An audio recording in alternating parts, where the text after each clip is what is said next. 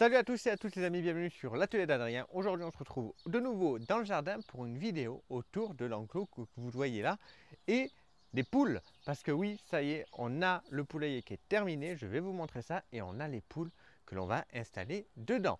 Du coup on va pas discuter plus longtemps et je vais vous présenter tout ça.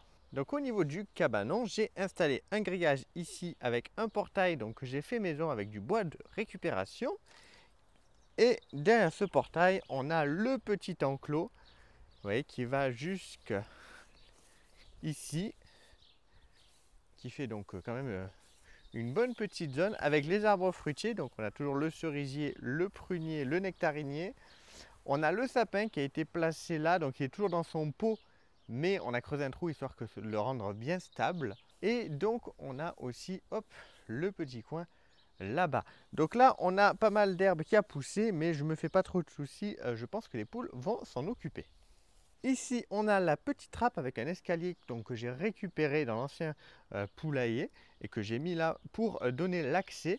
Et la petite trappe, c'est moi qui ai découpé et qui ai fait la petite trappe. On va voir ça à l'intérieur tout de suite. Alors, on se retrouve à l'intérieur du poulailler et il a été fait pratiquement et uniquement avec de la récup. Pratiquement, hein. On a donc ces vieilles portes de récupération. Il n'y a que ce gros bout de bois là que vous voyez au centre qui n'est pas de récupération. Tout ce qui est quincaillerie et quelques petits tasseaux que j'ai dû acheter en plus. Mais sinon, c'est pratiquement que des trucs de récupération. Donc, on a deux portes. Deux portes pourquoi? Je me suis inspiré du modèle de poulailler que vous pourrez retrouver sur la chaîne des Jérôme. Voilà, sur les Jérôme. Et du coup, je me suis inspiré de leur modèle poulailler à eux. Ici, hop, on a donc les perchoirs. Là, il y a quand même pas mal de perchoirs espacés de 15 cm pour éviter que quand les poules sont sur le perchoir, elles font leurs besoins sur un autre perchoir. Donc, on a plusieurs perchoirs avec l'accès par en haut et un autre accès par en bas au cas où si les poules tombent, mais aussi tout simplement pour avoir plus d'espace au sol si jamais il pleut et qu'ils préfèrent rester à l'intérieur par exemple.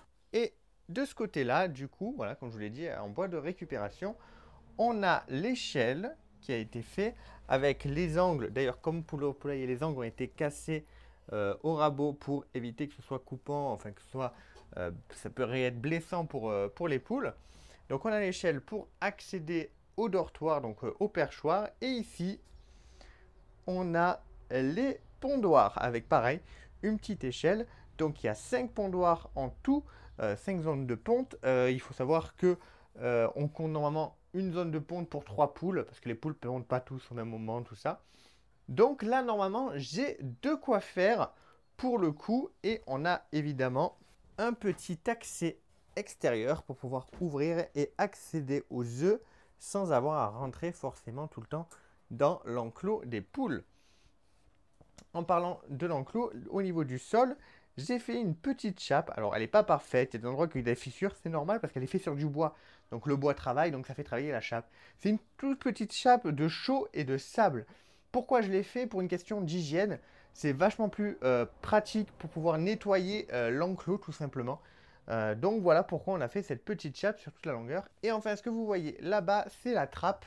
Avec un petit système ici qui me permet de tirer et donc de l'ouvrir, voilà, pour leur donner accès à l'extérieur. Du coup que la présentation est faite, on va vite préparer tout ça parce que là les poules attendent. On va mettre de la paille en litière dans le fond et aussi évidemment dans les pondoirs et on va les laisser là bien 24 heures si c'est pas 48 heures avant de leur ouvrir accès, vraiment pour qu'ils s'imprègnent du lieu. Et je vais saupoudrer un petit peu de terre de diatomée dans leur poulailler parce que c'était des poules qui vivaient dans un élevage assez grand. Et donc pour éviter qu'il y ait de parasites ou quoi, je vais mettre un petit peu de terre de diatomée sur elles, mais aussi un petit peu dans leur poulailler également. Allez, on met un petit peu de terre de diatomée dans leur poulailler.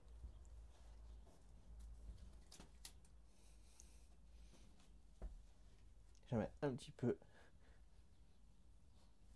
dans les pondoirs. Donc finalement, les poules commencent à être assez stressées, donc on va vite mettre la paille. Et pour la terre diatomée sur elles, on attendra un petit peu quelques jours, histoire de les calmer, de s'habituer à leur lieu et aussi à nous. Bon, on espère qu'elles ne vont pas confondre le sol des pondoirs et qu'elles vont bien pondre dans leur pondoir. Pour l'instant, on n'a pas on va dire, d'œufs fictifs pour les inciter. Et si jamais il y a besoin, ben, on en ajoutera.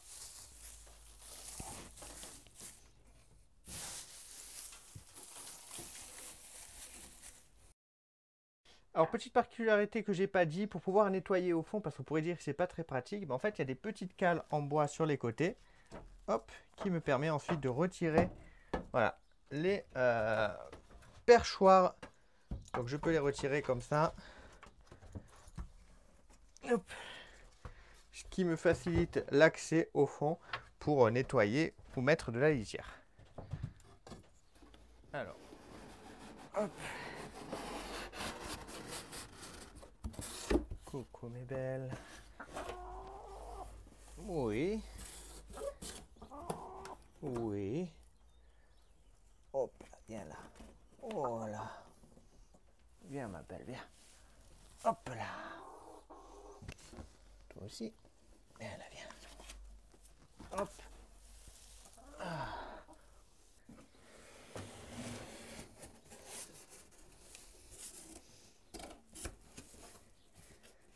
Hop. N'aie pas peur, tout va bien, tout va bien, tout va bien.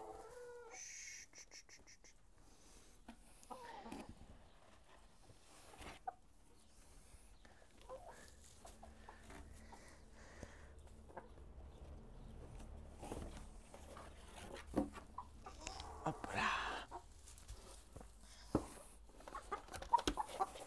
Et la petite dernière, oui. Voilà mes belles. On dirait que vous avez soif. Je vais vous chercher de l'eau, pas d'inquiétude. Voilà, je ne devrais pas arriver à les confondre. Elles ont toutes une couleur différente. On a fait le choix, c'est que des poules pondeuses. Donc on a fait le choix de prendre que des couleurs différentes pour arriver à bien les discerner. Alors elles sont 6 et donc du coup, je sais que ça peut être un peu compliqué pour la dominante d'arriver à vraiment faire sa place. C'est pourquoi on a l'intention de prendre un coq également avec ces 6 petites poules.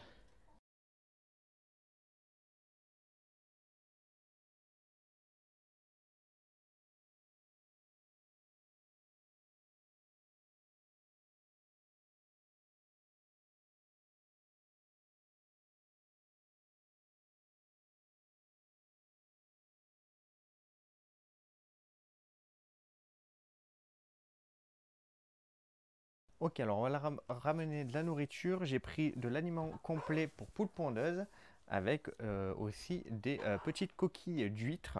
Donc sachez que j'en ai deux, des comme ça. Je ne veux pas leur mettre la nourriture à volonté. Bon, là on l'a bien rempli quand même.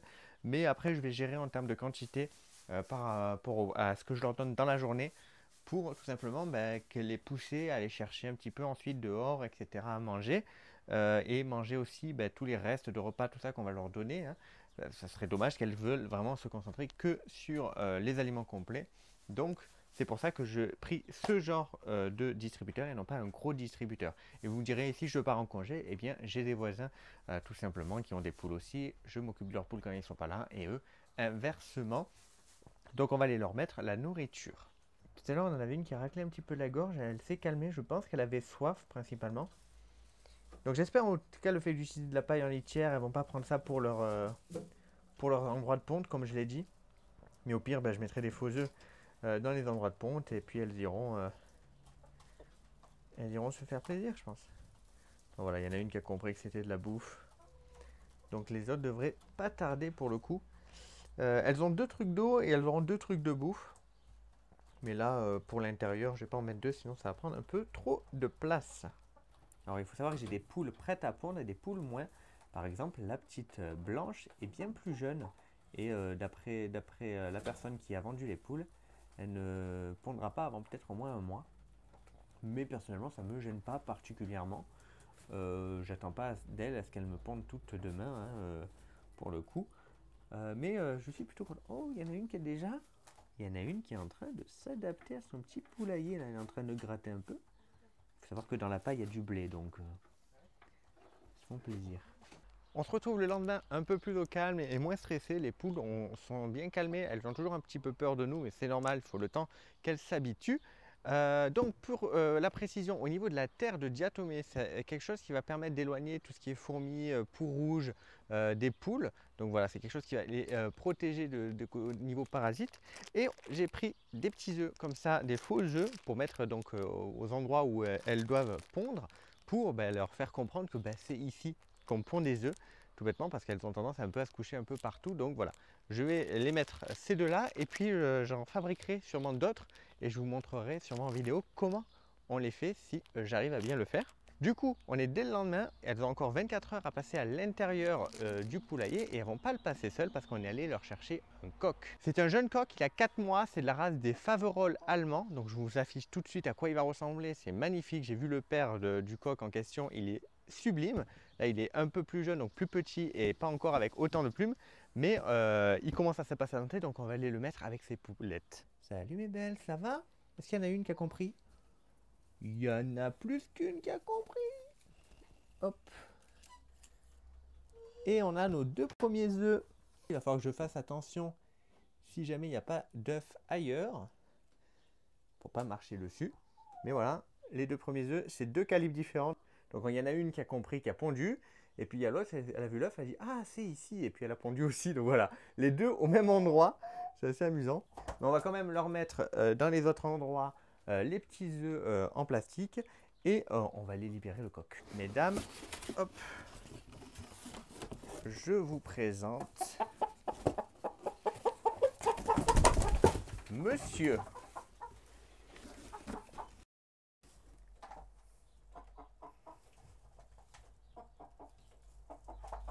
Et tu montes carrément sur là où il faut manger, toi.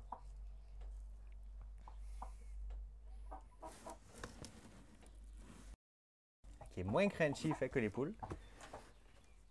Il était moins crunchy parce que je ne l'ai pas acheté dans le même endroit. C'est un petit éleveur, donc il était en contact beaucoup plus avec l'homme pour le coup.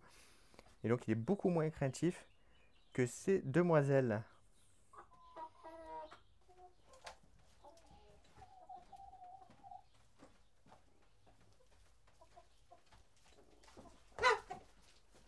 Alors,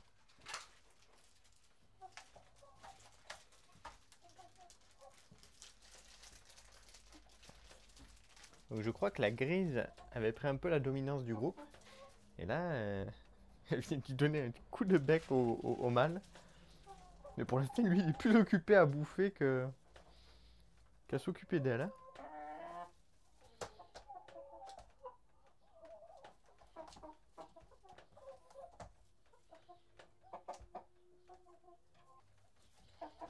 Donc il était avec toute sa fratrie. Bon, il avait deux sœurs à lui et il y avait, je crois, quatre autres jeunes coqs. Donc il n'a pas encore forcément tous les réflexes, tout ça, de devenir le dominant. Mais je pense qu'il arrivera très facilement à faire sa place. Et là, il n'est pas à taille adulte, il va faire 2 fois cette taille-là. Donc ça va vraiment être un gros pépère. J'espère que son jeune âge ne va pas poser problème du coup pour son acceptation par les poules. Et que ça va bien se passer. Du coup, on va les laisser tranquilles. On va se retirer, on va les laisser histoire qu'ils ne stressent pas de plus. Et puis en espérant que le mâle prenne sa place de dominant et de coq dans la basse-cour. Allez, ça fait 48 heures que les poulettes sont là et 24 heures qu'elles sont avec le coq. Alors pour l'instant, le coq, c'est pas encore le grand amour. Pour vous dire la vérité, le coq, il est même de l'autre côté. C'est-à-dire, je vais ouvrir la porte du pondoir et normalement, on aura le coq un petit peu recul dans son coin. Non. Oh, j'ai parlé trop vite. Où est-ce qu'il est, monsieur? Attends, vous étiez calme et il y avait le coq avec eux? Où est le coq, mesdames? Il est juste en dessous des échelles du pondoir. Ok. Mesdames, c'est l'heure, du coup, enfin, de sortir. Il faut savoir que depuis qu'elles sont là, elles m'ont fait 3 œufs. Un quatrième juste ici. Un petit quatrième là. Mon gros, t'es pas coincé? T'arrives à passer par là ou pas? Hein? Ah non, t'arrives pas. Fais le tour. Fais le tour. T'es pas coincé au moins. Avance, avance. Avance mon gros. Vas-y, avance, avance. Alors le mâle a beaucoup moins peur des caresses et tout. Il était beaucoup plus en contact avec l'humain. Allez, vas-y, sors. Sors de là, sors de là. Hop. N'aie pas peur, n'aie pas peur.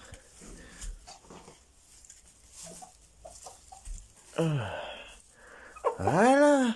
On est mieux là, non? Eh mon gros. Tu vas aller dehors? N'aie pas peur.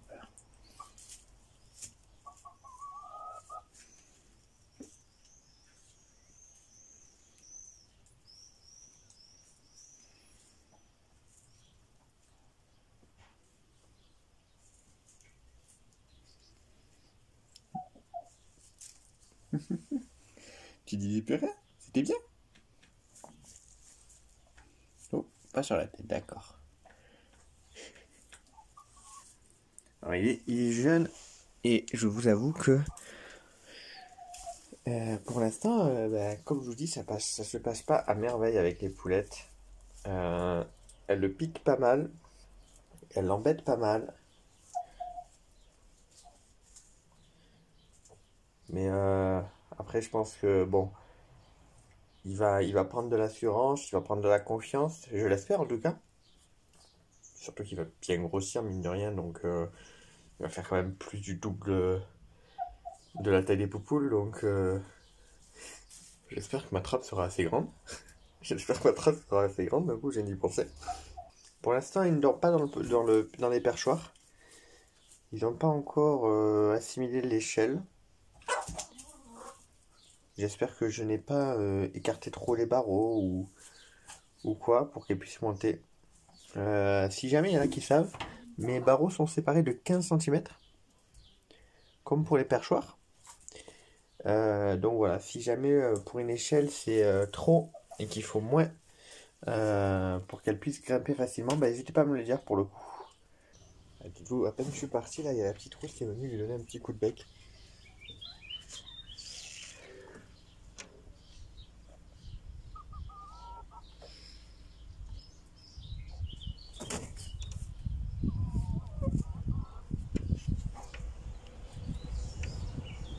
Eh oui mon gros.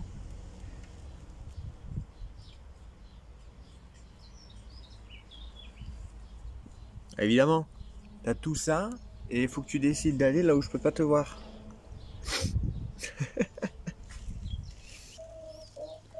Voilà, eau changée, la nourriture a été déplacée aussi. Donc, il a ce qu'il faut, le petit mâle qui est là.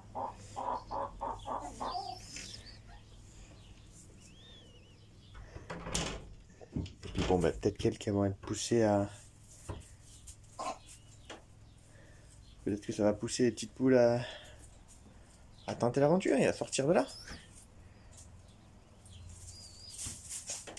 Nous verrons bien. Il va falloir du temps, je pense, pour elle, pour sortir, malheureusement. Là où on les a pris, ouais, ils vivent tout le temps enfermés, les pauvres. Donc forcément, il leur faut un petit temps d'adaptation. Il se met de l'eau partout sur sa sorte de moustache de plume là. Il est trempé.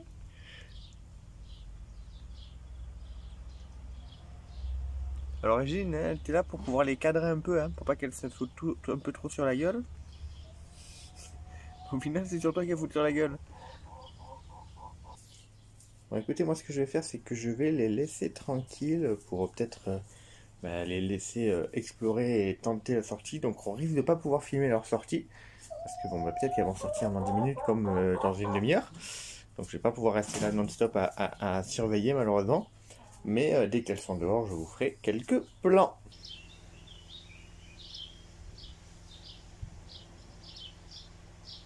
Donc ce qui se passait, c'est que la rousse, elle était dehors, il n'y avait pas de problème, elle ne bronchait pas. La grise sortait seulement pour rentrer le mâle à l'intérieur. Elle voulait pas que le mâle soit dehors, je ne sais pas pourquoi.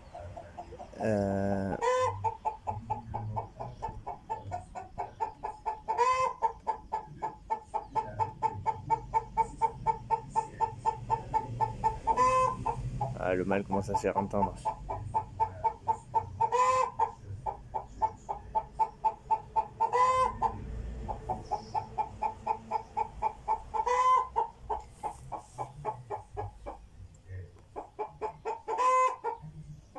T'as raison, mon gros.